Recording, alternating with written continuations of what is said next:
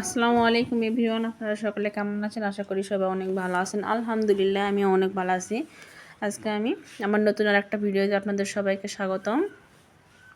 এই যে অনেক মজাদার হেলদি ও স্বাস্থ্যকর একটা রেসিপি নিয়ে চলে আসলাম। আমি আজকে আপনাদের সঙ্গে বাঁধাকপি, গাজর ও আলু দিয়ে অনেক মজাদার একটা ভাজি রেসিপি করব, যেটা শুধু ভাত না, পোলাও, রুটি, পরোটা, লুচি মানে সব কিছুর সঙ্গে একদম জমে যাবে এমন একটা রেসিপি। আর বাচ্চাদের তো অনেক একটা ফেভারিট পছন্দের খাবার, যেটা বলতে চাই যেসব বাচ্চা দেখবেন সবজি খাইতে চায় না, তাদেরকে এভাবে একবার ভাজি করে দেন, দেখবেন অনেক পছন্দ করবে। পুরো ভিডিওটি দেখবেন, স্কিপ করবেন না। প্রথমে এই যে দেখুন, আমি বাঁধাকপিগুলো একদম কুচি কুচি করে নিয়েছি। আর এখানে কিছু কয়েকটা গাজর ও ছোট ছোট আলু একদম টুকটুক করে কেটে নিয়েছি। এই বাঁধাকপি ভাজি করার জন্য বিশেষ কিছু লাগে না, শুধু এখানে আমি কয়েকটা কাঁচা মরিচ নিয়েছি আর পেঁয়াজ দিয়েছি কুচি করে। প্রথমে কড়াইটা গরম হয়ে আসলে আমি তেল দিয়ে দিলাম। তেলের পর এখানে কাঁচা মরিচ ও পেঁয়াজ দিয়ে হালকা ভেজে নিতে আমি এখানে আস্ত কয়েকটা জিরের ফোড়ন আর দিয়ে দিলাম পাঁচফোড়ন বা ডাল সম্বরা, আপনারা কি বলেন, এটাকে আমরা ডাল সম্বরা তো পাঁচফোড়ন নামে চিনি। এই ভাজির মধ্যে এটা কয়েকটা দিলে দেখবেন ভাজিটা অনেক মজা ও অনেক টেস্টি হয়, সুন্দর একটা স্মেল আসে। পেঁয়াজগুলি ভাজতে ভাজতে হালকা ব্রাউন কালার হয়ে আসতেই আমি বাঁধাকপির কুচিগুলো এখানে দিয়ে দিব। এখানে এক্সট্রা কোনো পানি অ্যাড করব না। এই বাঁধাকপির থেকে যে পানিটা উঠবে, এই পানির মধ্যে গাজর ও আলুগুলো বেশ সুন্দরভাবে সেদ্ধ হয়ে যাবে। আমি এই যে এখানে স্বাদ মতো লবণ দিলাম আর হলুদ দিলাম। এখানে লবণ আর হলুদের পরিমাণটা একটু কমিয়ে দেওয়ার চেষ্টা করবেন, কারণ বাঁধাকপি যতগুলো দেখতেছেন এটা ভাজি হয়ে একদম মিশে একটু হয়ে যাবে। এই যে দেখুন, আমি লবণ আর হলুদটা দিয়ে সুন্দর করে মিক্স করে দিচ্ছি।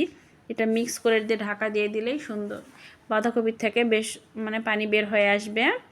বাঁধাকপি ভাজির মধ্যে পানি দিবেন না, কিন্তু পানি দিলে একদম ভর্তা ভর্তা হয়ে যাবে, ভাজিটা আর ঝরঝরে থাকবে না।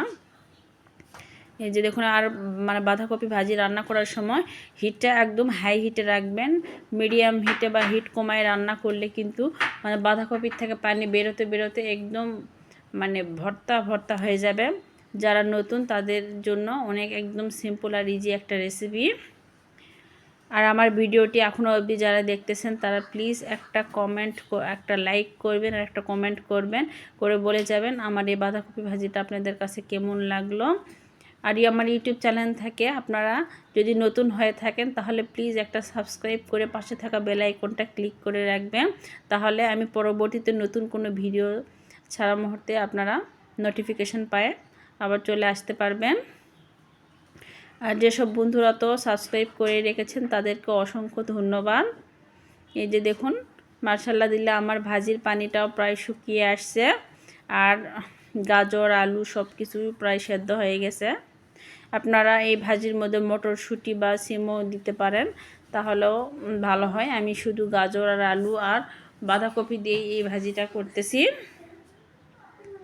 এভাবে ভাজি করে আপনারা সামোসা বা সবজি রোল অথবা সিঙ্গারার মধ্যেও পুরো দিতে পারেন। এই ভাজিটা সব কিছুর সঙ্গে একদম জমে যাবে।